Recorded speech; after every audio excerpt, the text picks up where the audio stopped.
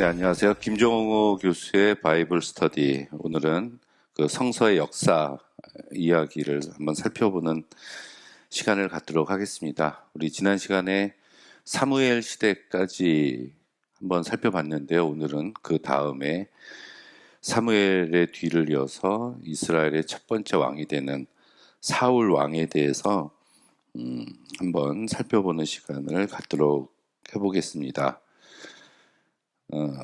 본래 하나님께서 이스라엘 백성들에게 원하시는 것은 왕정 체제가 아니라 사사가 다스리는 사사 시대였어요. 근데 백성들이 이제 왕을 요구하게 되고, 그래서 하나님께서 첫 번째 왕을 이스라엘 백성들에게 허락을 해주시는데, 바로 그 사람이 베냐민 지파 기스의 아들이었던 사울입니다. 그래서 사울이 이스라엘의 초대 첫 번째 왕이 되는데요. 왕으로 기름 부음을 받는 장면이 사무엘 상에 보니까 이제 3번 나옵니다. 첫 번째는 그 아버지 암나기를 잃어버려서 그것을 찾으러 다니던 숲 땅에서 사무엘을 만나서 기름 부음을 받고, 그 다음에 온 이스라엘 백성들이 있는 가운데 미스바에서 2번째, 그리고 마지막으로 야베스 길라 족속이 구원을 요청했을 때 그 전쟁에 참여하면서 3번째 공식적으로 이제 사울이 기름 부음을 받는 그런 내용들이 나오고 있습니다. 우리가 이제 이 역사 파트를 공부할 때는 우리가 사회 비평학적인 관점에서 우리가 요 시대 텍스트를 좀 분석하는 것이 필요할 것 같아요. 그래서 제가 지난 사무엘 시대 때부터 다윗 솔로몬에 이르는 요 시기는 어떤 성서 고고학적인 측면, 또 사회 비평학적인 측면 같은 것을 좀 염두에 두면서 그 시대 상황을 좀 찾아 나가보는 그런 시도를 좀 해보려고 합니다. 그래서 그런 비평학적인 원인으로 우리가 이 사울을 분석을 해보면 그냥 무명의 그냥 베냐민 지파의 한 청년이 왕이 된 것이 아니라 그 지역에 있었던 이스라엘 사람들을 무력으로 외부의 침입으로부터 보호해 주면서 그 점차 그 집단의 그 지도자가 되게 되고 세력이 확장되어서 이제 나중에 왕의 지위까지 오르게 되었다라고 우리가 생각을 해볼 수가 있습니다. 이것이 바로 그 3번에 걸쳐서 기름 부음을 받는 장면을 통해서 이런 것들을 우리가 유추해 볼 수 있다고 봐요. 이 사울에 대해서 논쟁점이 하나 있는데요. 우리말 성경에 보면은 사무엘상 13장 1절에 사울이 40세의 왕이 됐다 이렇게 나옵니다. 그런데 그 성경에 요 40세라는 말이 작은 글씨로 써 있어요. 제가 이것은 번역을 했을 때 그 단어가 없어서 번역자가 40이라는 숫자를 다른 사본에서 보고 집어넣었기 때문에 권위 있는 사본과 구별하기 위해서 작은 글씨체로 이렇게 적어놨다고 제가 말씀을 드린 적이 있습니다. 그래서 요거를 빼면은 사울이 왕이 됐을 때에 그냥 이렇게 읽혀져야 되는데 우리 성경에는 그 40을 넣어서 사울이 40세의 왕이 되었을 때 이렇게 사무엘상 13장 1절에서 언급을 하고 있다는 얘기입니다. 그래서 여러 사본들을 뒤져보니까 마소라 또 다른 권위 있는 사본인 마소라 텍스트에는 사울이 왕이 됐을 때 1살이었고 2년간 다스렸다 이렇게 나오는 사본들이 다수가 발견이 됐어요. 근데 1살 때 왕이 될 수는 없잖아요. 그래서 이제 그거를 공란으로 비워두거나 아니면 40을 넣었다 그런 얘기입니다.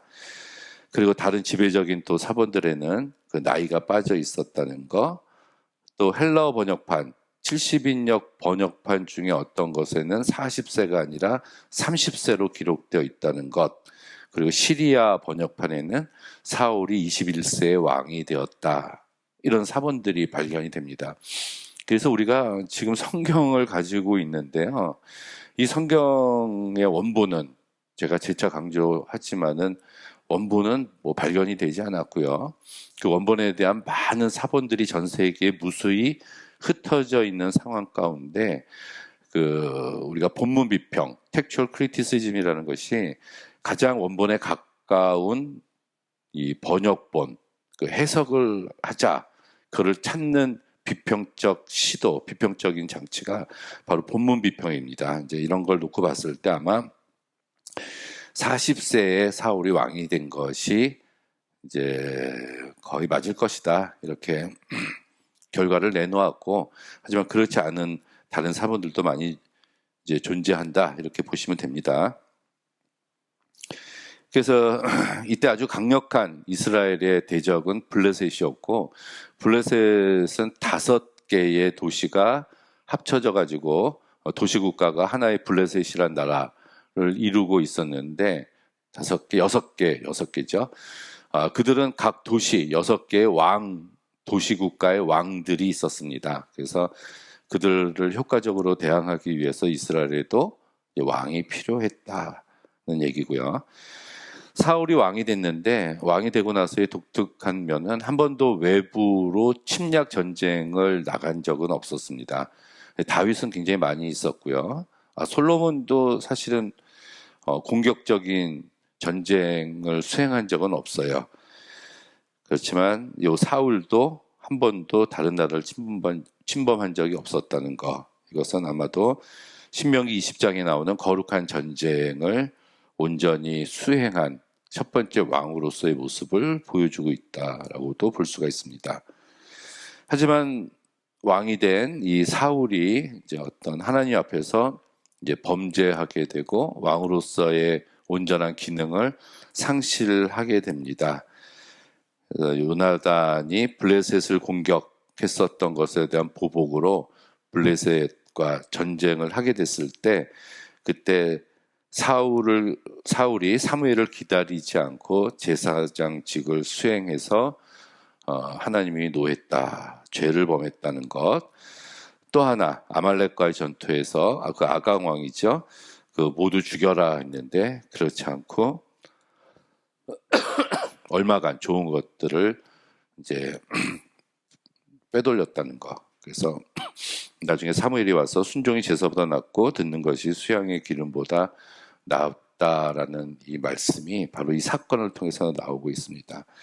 이것을 놓고 보면은 사울이 처음에 순수했던 그 왕으로서의 직분을 수행하고 있지 못하는 면을 보여주게 되고요. 그래서 하나님께서 새로운 왕을 이제 세우시게 되는데, 그게 사무엘상 16장에 나오는 이새의 아들 다윗을 하나님께서, 사울이 아직 왕으로 있었음에도 불구하고 다윗을 왕으로 기름을 붓게 됩니다. 그리고 나서 사무엘상 이제 마지막 31장과 사무엘하 1장에 보면은 다윗이 블레셋과의 마지막 전투에서 길보아산에서 그의 세 아들과 함께 이제 죽음을 당하면서 첫 번째 왕이었던 사울의 그런 시대가 이제 종말을 고하게 됩니다. 근데 이제 사울의 마지막 전투에서 이 사무엘상 마지막 부분과 사무엘하 1장을 비교를 해보면은 약간 좀 다르게 이야기를 하고 있는 부분이 있어요. 뭐냐면은 이제 사울이 쫓기게 됐을 때 사무엘상은 활 쏘는 자가 쫓아왔고 사무엘하는 병거와 기병이 쫓아왔다는 거. 그 사울이 이제 죽게 되죠. 그때 죽게 해달라고 요청을 했을 때 블레셋 군사들에게 수치스러운 죽음을 당할 상황을 모면하기 위해서 나를 죽여라, 할례받지 않는 자에게 죽을 수 없다라고 사무엘상에서는 얘기하는데, 사무엘하에서는 고통을 이기지 못하고 죽게 해달라고 했다는 거. 그리고 병기 든 자가 이제 사울의 군사, 그러니까 사울을 죽인 자가 사울의 군사로 나오는데, 사무엘하에서는 우연히 길보아산에 갔다가 사울을 만난 자요 아말렉인이라고 나오죠. 그리고 사무엘상에서는 사울이 병기 든 자가 사울의 요청을 거부했기 때문에 스스로 이제 자살했다 이렇게 나오지만, 사무엘하에는 사울의 명령대로 이 아말렉 사람이 사울을 죽였다. 이렇게 사무엘 하하고 사무엘 상하고 이제 이렇게 다르게 이렇게 좀 표현되어 있는 부분들을 우리가 찾아볼 수가 있습니다. 이것은 아마 다윗을 위한 장치로 사무엘 1장이 나중에 신학적인 의도를 가지고 저술이 되지 않았나 하는 것을 저희가 엿볼 수가 있어요. 그래서 나중에 이 일을 보고하러 온 아말렉 사람을 다윗이 죽이지 않습니까? 그때 어느 누구도 그 아말렉 사람을 죽인 다윗을 비난하지 않습니다. 그리고 이제 사울은 바로 다윗은 사울의 뒤를 이어서 왕이 될 자라는 어떤 정당성을 부여하기 위해서 쓰여진 것이 사무엘하 1장이 아니었나라고 볼 수가 있습니다.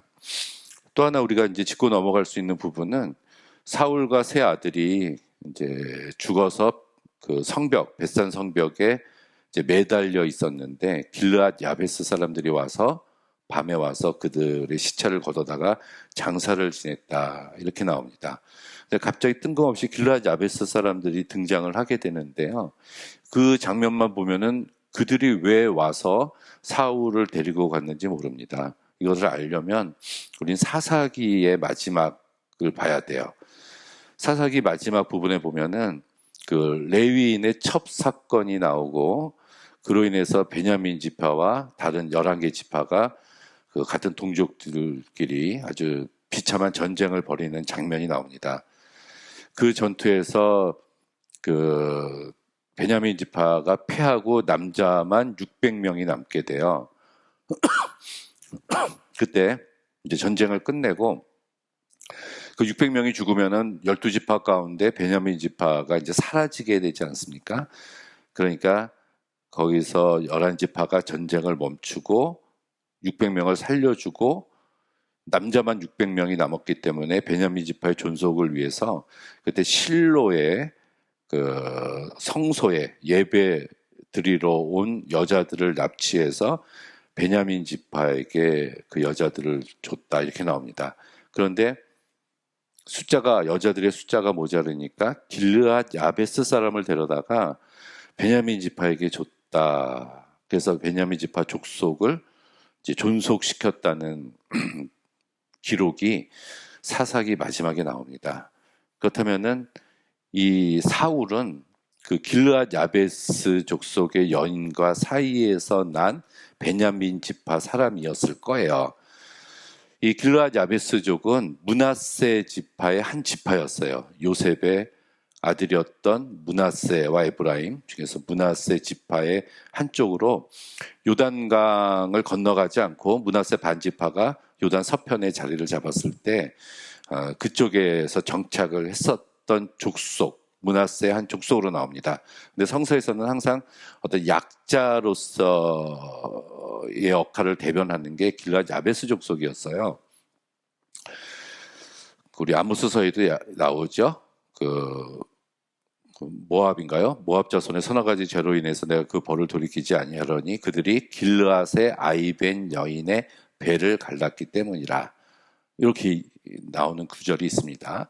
자, 이것을 놓고 보면은 길르앗 야베스의 어머니와 야베스 족속 그리고 베냐민 지파의 아버지 사이에서 사사기 다음이 사무엘서니까 그때 이제 사울이 태어났고 그 베냐민 지파의 사울이 태어나니까 길르앗 야베스 족속은 너무 좋았지 않습니까?